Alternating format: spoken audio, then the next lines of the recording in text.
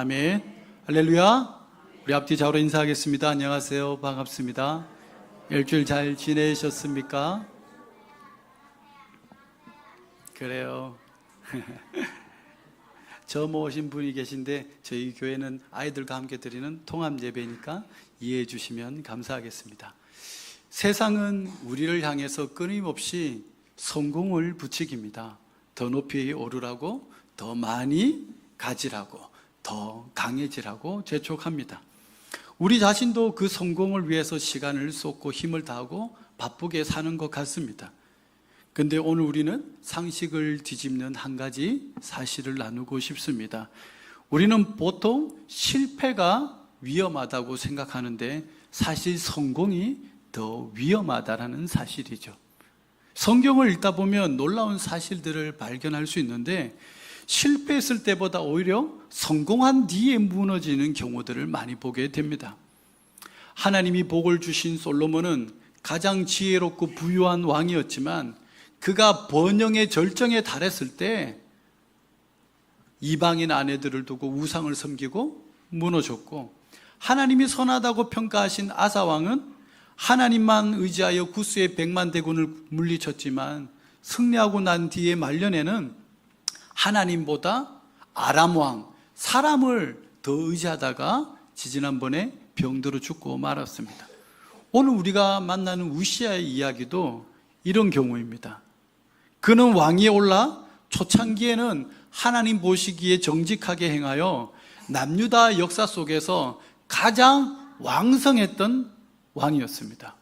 그런데 그 강성해진 순간 그의 마음엔 교만이 찾아왔고 그 교만으로 인하여 그는 무너지고 맙니다. 높은 산을 오르는 등산가들이 가장 조심해야 하는 순간이 언제라고 말한지 아세요? 정상에 오르는 순간이 아니라 정상에 올라서 이제 내려오는 순간이라고 말합니다. 사고의 대부분이 하산하는 길에서 일어난대요. 왜 그럴까?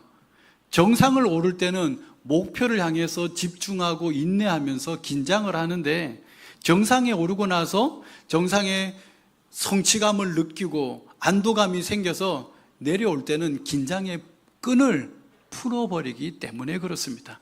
이제 다 되었다 하는 그 마음이 발걸음을 방심하게 만드는 것이죠. 오늘 우리의 인생도 이렇지 않을까 하는 생각이 들었습니다. 가장 위험한 순간은 모든 것이 무너진 바닥이 아니라 오히려 모든 것을 이룬 정상입니다. 그 정상에서 긴장을 놓는 순간 우리도 우시아 왕처럼 실패하고 미끄러질 수 있습니다. 그러므로 오늘 우리는 남유다 제10대 왕 우시아의 이야기를 통해서 하나님과 함께할 때 우리가 얼마나 큰 일을 이루고 형통할 수 있는지에 대해서도 배우고, 동시에 형통의 자리 성공했을 때 우리가 어떻게 하면 무너지게 되는가도 살펴볼 수 있겠습니다. 먼저 본문의 배경과 시대적인 상황부터 말씀드리면, 우시아는 남유다의 제10대 왕으로서 16살이라는 아직 미성숙한 청소년의 나이에 왕위에 올라서 52년 동안 68세까지 통치한 이스라엘 역대 왕들 중에서 가장 오래 통치한 왕입니다. 오래 통치했다는 뜻이 뭘 뜻하는가 하면 그만큼 하나님께서 이 사람을 선하게 보셔서 평안을 주시고 건강을 주셔서 오랫동안 통치할 수 있었다라는 거예요. 그런데 오늘 본문은 그의 생애를 두고 마치 동전의 양면처럼 두 폭의 그림을 보여줍니다. 한쪽 앞면의 그림은 아주 눈이 부실도록 찬란한 선한 그림입니다.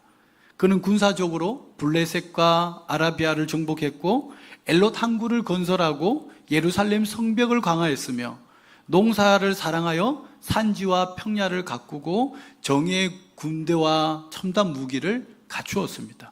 그래서 성경은 그의 이름이 멀리 퍼졌으니 이는 하나님이 도우심을 크게 받았음이라 라고 총평합니다. 근데 동전의 뒷면 그림은 완전히 반대의 어두운 그림입니다. 그토록 찬란하게 빛났던 왕이 오직 제사장에게만 허락된 분향을 자기가 하겠다고 하다가 제사장들이 안 된다고 막아서자 화를 냈습니다. 그리고 그의 이마에 나병, 옛날에 문둥병이라고 그랬죠. 뭉그러진다고. 그 문둥병이 생긴 거예요. 이 나병은 전염병이고 하나님께서 저주받은 사람에게 주는 부정한 증표로서 그는 왕이었지만 죽는 날까지 그때부터 별궁에 갇혀서 나병 환자라는 인식을 받으며 죽을 때까지 홀로 지내야 했습니다. 이처럼 한 사람의 인생 가운데 가장 빛나는 영광과 가장 비참한 몰락이 함께 담겨 있을 수 있습니다. 근데 도대체 무엇이 이 한 사람의 인생을 어떨 때는 찬란하게 만들기도 하고 어떨 때는 몰락하게도 만들 수 있을까? 첫째, 우시야 왕이 하나님만 찾았을 때는 형통했습니다. 5절 말씀, 하나님이 묵시를 밝게 하는 스가랴가 사는 날에 하나님을 찾았고 그가 여호와를 찾을 동안에는 하나님이 형통하게 하셨더라. 주어를 제가 바꿨는데 우시야가 하나님을 찾았고 여호와를 찾을 동안에는 하나님께서 형통하게 하셨다라는 거예요. 우시야 왕이 빛났던 전반부는 이 한 구절로 설명이 됩니다. 그가 하나님을 찾았고 여호와를 찾는 동안에는 하나님이 형통하게 해 주셨더라.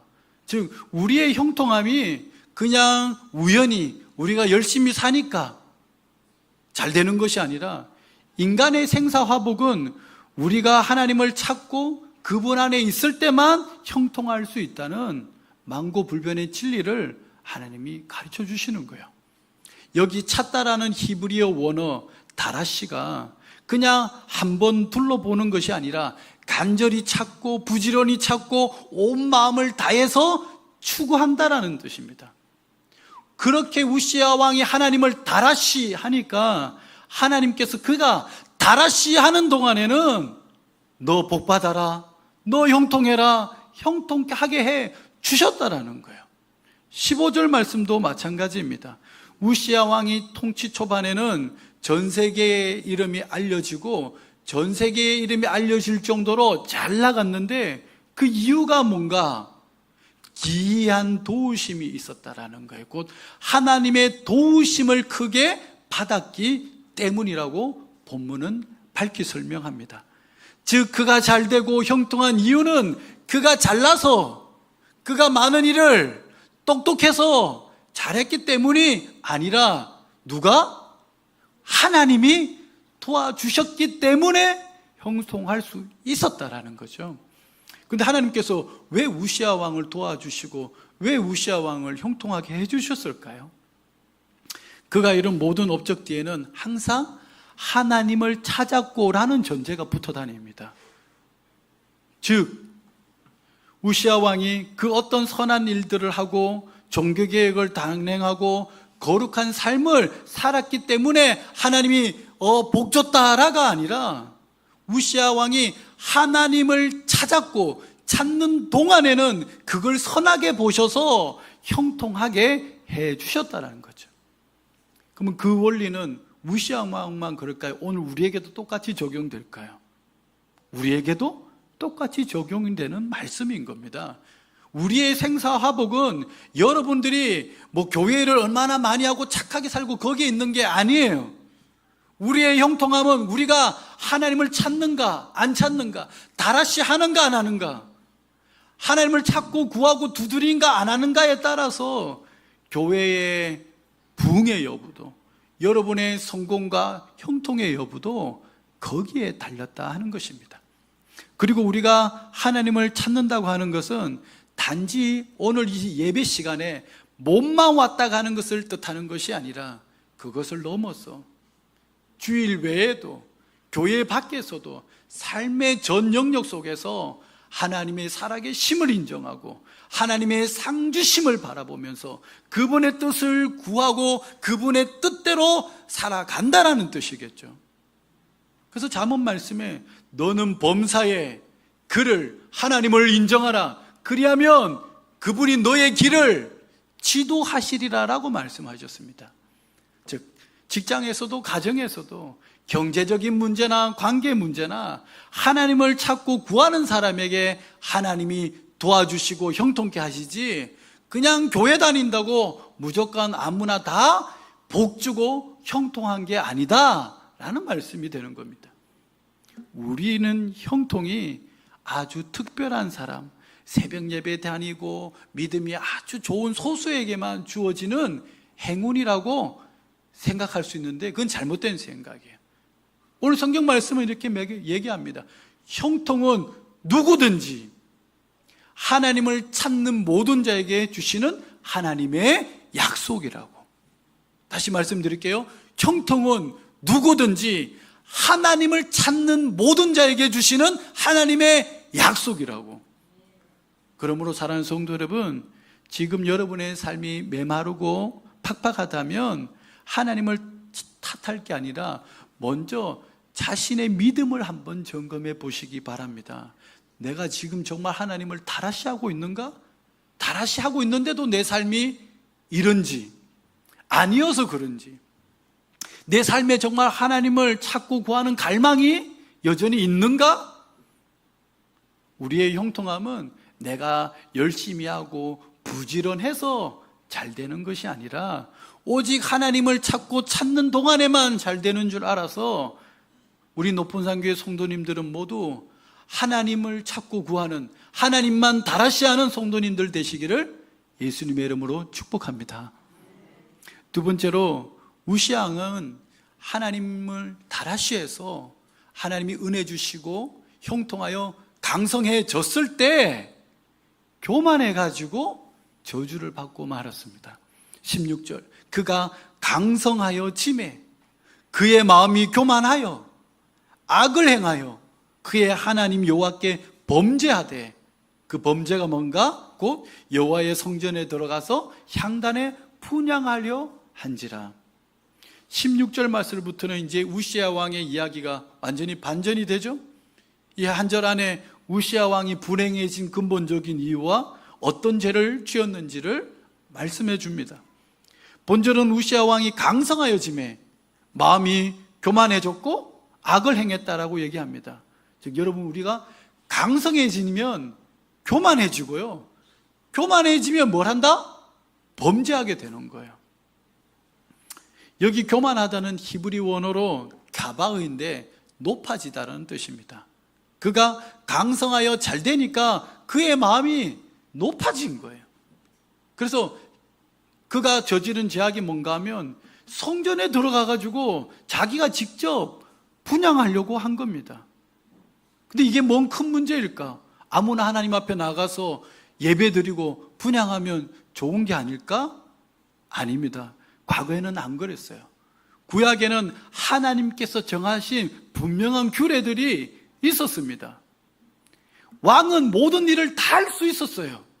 그런데 다만 성전에서 하나님 앞에 예배 드리는 것, 하나님 앞에 나아가는 것은 거룩하게 구별된 아론계 자손의 제사장들만 할 수 있는 일이었습니다. 그러니 아무리 왕이라도, 아무리 명성이 높아도, 아무리 잘 나가는 사람이라 할지라도 하나님께서 정하신 규례를 자기 마음대로 바꾸거나 자기 마음대로 하면 되는 게 아닌 거예요. 이는 아담이 하나님께서 정하신 경계가 있어요. 피조물들이여, 너는 선악과를 따먹지 말라라는 이 하나님과 창조주와 피조물과의 선 이 경계를 지킬 때 복받는 존재였는데 사단이 속삭였을 때 그거를 침범했습니다. 따먹었어요. 그 규례를 자기 마음대로 하는 것과 똑같은 행동인 겁니다.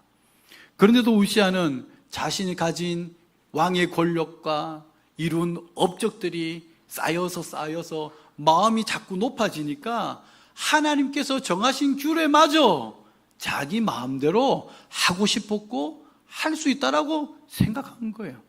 이게 바로 사탄에게 속은 교만한 사람들의 본질입니다.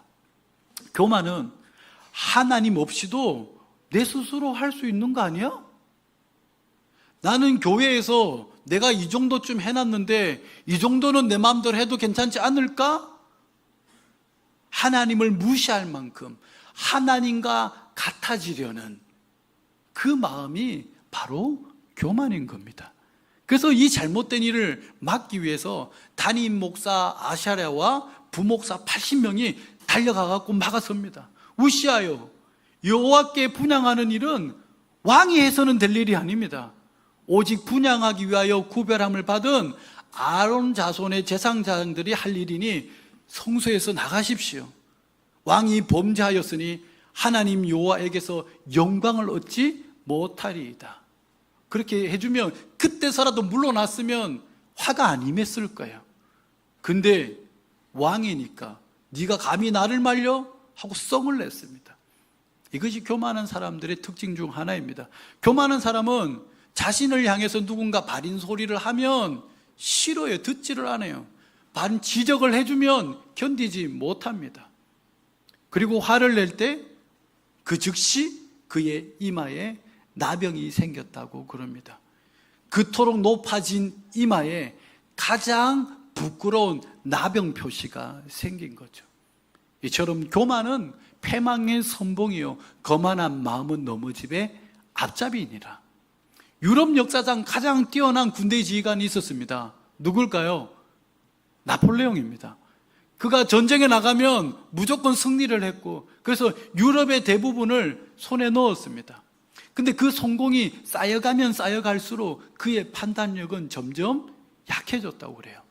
1812년 러시아 원정이 그 교만의 절정기였다고 그럽니다. 참모들이 계절과 거리를 계산했을 때 이 전쟁은 겨울을 맞을 것이고 그러면 원정을 떠난 우리에게 불리하기 때문에 안 된다라고 얘기했는데 나폴레옹은 지금까지 전쟁에 나가면 무조건 이겼기 때문에 이번에도 나는 나가면 겨울 전에 이기고 돌아올 수 있다라고 하면서 60만 대군을 이끌고 러시아로 진격했습니다. 근데 그 결과가 어떻게 됐을까요? 처참하게 패배하고 돌아왔습니다. 그리고 그 이후에 나폴레옹 제국은 급격히 무너지기 시작합니다. 그래서 역사가들은 이 사건을 두고 뭐라 그랬냐면 교만이 부른 자멸이라고 평가한답니다. 오늘 우시아 왕이 우리에게 주는 교훈은 분명합니다. 성공과 강성함은 하나님을 더 찾고 감사의 예배를 드릴 이유이지 내 마음대로 해도 된다, 하나님 없이도 나는 이제 할 수 있다라는 사인이 아니라는 거예요. 그러므로 오늘 우리는 형통하면 할수록 성공하고 내 능력이 커지면 커질수록 더 하나님을 찾고 하나님 앞에 엎드려야 할 줄 믿습니다. 약할 때 꿇는 무릎은 비굴한 무릎이 있겠지만 강할 때 꿇는 무릎이 진짜 믿음의 무릎인 거예요. 강할 때 꿇는 무릎이 진짜 믿음의 무릎이다. 이제 마지막 세 번째. 그래서 우리가 끝까지 형통하려면 끝까지 뭘 잘해야 될까요? 하나님을 찾는 자가 되어야 되는 겁니다. 5절 말씀으로 다시 돌아가 보면 그가 여호와를 찾을 동안에는 하나님이 형통하게 하셨더라. 사실 이 말씀 속에는 하나님의 축복의 약속과 함께 경고의 말씀이 동시에 들어가 있습니다. 여호와를 찾을 동안에, 하나님을 찾는 시간에는 내가 너에게 형통함을 주겠지만 그렇지 않으면 그 시간에 내가 너를 저주할 거라는 경고인 거죠. 그리고 그 약속과 경고가 실제 우시아 왕에게 일어났습니다. 통치 초반에 그렇게 간절히 하나님을 찾고 찾을 때 하나님께서 그의 나라를 형통하게 하시고 52년이라는 최장기 통치를 할 수 있게 해주셨습니다. 근데 그렇게 은혜를 받고 강성해지니까 우시아 왕은 계속 하나님 앞에 겸손하게 하나님을 찾고 예배를 잘 드린 것이 아니라 더 이상 내 힘으로 할 수 있잖아요. 왕이니까 뭐든지 할 수 있는 거예요. 그래서 여러분, 작은 교회가 정말 어렵게 가면서 하나님 도움을 구하고 은혜 받아 가는 거하고, 큰 교회가 돈으로 인테리어 시키고 뭐 쉽게 하는 거하고 차이가 있습니다. 사람은 고난을 싫어하지만 연약함 속에서 하나님 찾을 수밖에 하는, 그게 육신적으로는 힘든데 영적으로는 그게 건강한 거예요. 뭐든지 다 이뤘을 때 무너지는 목사님들을 너무 많이 봅니다. 우시아 왕도 자기 스스로 할 수 있을 때 하나님 찾는 것을 멈췄어요. 그리고 그에 따른 대가가 뭐였습니까? 이바에 나병이 발생하고 독방에 갇혀서 이제는 네가 통치를 하지 말고 하나님께서 그의 아들이 대신 통치하게 하셨습니다. 주권을 빼앗겨버린 거죠. 왕권을 빼앗겼습니다. 근데 우시아 왕뿐만 아니라 오늘 우리 주변에서도 성공하고 잘나는 사람들이 하나님을 정말 덜 잘 찾을까요? 아니면 미지근해질까요? 맞아요. 성공할수록 미지근한 경우를 우리는 봐요. 저 자신도 그렇고 여러분들도 그렇고. 그런데 왜 그럴까요? 왜 성공하고 잘 되는 사람들이 하나님께 더 감사해야 되는데 하나님 찾는 게 더 미지근하고 어려워질까? 그것은 바로 절박함이 사라졌기 때문입니다. 고난이 오고 힘들 때는 하나님 찾지 않고는 견딜 수가 없고, 기도하지 않으면 잠잘 수가 없어서, 그래서 진짜 힘든 사람들 보면 잠이 안 와서 새벽기도 나오고 저한테 찾아오고 상담을 요청합니다. 근데 그 문제가 해결되고 나면 그 절박함이 사라지고, 절박함이 사라지면 하나님 찾는 게 점점 약해지더라는 거죠. 우리 속된 말로 그러잖아요. 화장실 가기 전과 뒤가 다르더라. 진짜 사람들이 그런 경우를 너무 많이 봐요. 우시아가 그랬습니다. 통치 초기에 하나님을 찾고 도움을 구하면서는 하나님이 도와주셔서 신앙생활 잘했는데, 그렇게 하나님이 형통함을 주시고 형통하게 되니까 더 이상 간절함이 없고 하나님을 더 이상 찾을 이유가 없어진 거예요. 그러면 사랑하는 성도들, 어떻게 하면 형통할 때도 우리가 하나님을 꾸준히 찾으면서 계속 형통할 수 있을까요? 이걸 고민해 봐야겠죠. 그래서 제가 고민하다가 찾은 결론은 다윗의 고백에서 그걸 찾을 수 있었습니다. 다윗 왕은 믿음이 좋은 하나님이 칭찬하신 대표적인 왕이에요. 왕이기 때문에 모든 것을 다 누렸어요. 높은 자리에 있으면서도 높은 자리에 있을 때 이렇게 고백합니다. 하나님이여, 주는 나의 하나님이심이라. 내가 간절히 주를 찾을 때 물이 없어 마르고 황폐한 땅에서 내 영혼이 주를 갈망하나이다. 아멘. 다윗 왕처럼 세상적으로 성공한 순간에도 하나님에 대한 목마름을 잃지 않는 것, 이것이 끝까지 하나님을 찾게 하는 비결이고 끝까지 우리가 형통할 수 있는 비결이에요. 나의 나 된 것은 나의 어떠함으로 된 것이 아니라 다 하나님의 은혜로 된 것이니 라고 여러분이 고백할 줄 알아야 교만이 찾아올 때 이 교만을 물리칠 수 있는 방패가 되는 것입니다. 그러면 사랑하는 성도 여러분, 우리는 이제 우시아 왕의 초창기는 배워야 되겠지만 우시아 왕의 뒷얘기는 우리가 반면교사를 삼고, 불완전한 우시아 왕 너머에 계신 진정한 왕은 누굴까요? 그 앞에는 다윗이 있었지만 그 뒤에 오시는 진정한 왕 예수 그리스도, 그분 어떤 분인가를 바라봐야 합니다. 우시아는 강할 때 마음이 높아져서 무너졌습니다. 그러나 예수님은 높으신 하나님이신데도 자기를 비워 종의 형체를 입으셨고 십자가에 달려 죽기까지 낮아지셨습니다. 복음서에 한 나병 환자가 예수님을 찾아와 엎드립니다. 율법에 의하면 그는 다른 사람에게서 멀리 떨어져 나는 부정하다 하면서 내 주위에는 다가오지 마세요를 알려야 되는 사람이었어요. 아무도 그를 만질 수 없었고 자기도 사랑하는 아들, 딸, 아내조차도 만지면 안 돼요. 전염병이니까, 부정한 전염병이니까. 그런데 그 고귀한 예수님께서 당신을 찾아온 이 다라시안 그 나병 환자에게 손을 내밀어 만지십니다. 그리고 그 환자는 깨끗하게 나음을 받았습니다. 이것이 우리를 향한 하나님의 복음입니다. 우시아는 강할 때 자신을 더 높이려다가 나병이라는 저주가 임하고 말았지만, 예수님은 높으신데도 스스로 낮아져서 당신을 찾는 모든 자의 부정함을 깨끗하게 해주셨다. 그러므로 우리의 진짜 형통함은 우리가 더 세지고 우리가 더 똑똑해지고 우리가 더 높아지는데 있는 게 아니라는 거죠. 우리를 구원하시고 은혜를 베풀어 주시는 주님을 찾고 만나는 데 있는 겁니다.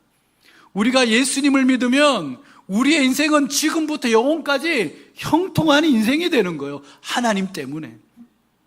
하나님은 그 형통한 비결을 예수 그리스도 안에 숨겨 놓으셨습니다. 그렇기에 예수님을 찾고 구하는 자가 형통한 사람이고 진짜 복 받은 사람이에요. 복 있는 사람은 산상수훈 여러분이에요. 돈이 많아서가 아니라 우리가 예수님을 찾고 그분을 만났으니까. 우리 모두 예수 믿고 복 받을 때 믿음이 미지근해지는 신앙이 아니라 끝까지 주님 찾고 붙들고 끝까지 신앙생활 열심히 뜨겁게 할 수 있기를 예수님의 이름으로 축복합니다. 이제 말씀을 정리하고 마치겠습니다. 오늘 우리는 우시야 왕의 얘기를 통해서 세 가지 진리를 배웠습니다. 하나님만 찾을 때 형통할 수 있다. 우시야 왕이 찬란했던 전반부는 하나님을 찾았고라는 한 가지 사실에서 출발했습니다. 둘째, 강성해질수록 하나님 앞에 무릎을 꿇어야 한다. 우시야 왕은 강성해졌을 때 성전에 분향하는 일조차 자기 뜻대로 하려다가 저주를 받았습니다. 잘 나갈 때 교만하면 언제든지 반드시 하나님께서 무너뜨리게 하십니다.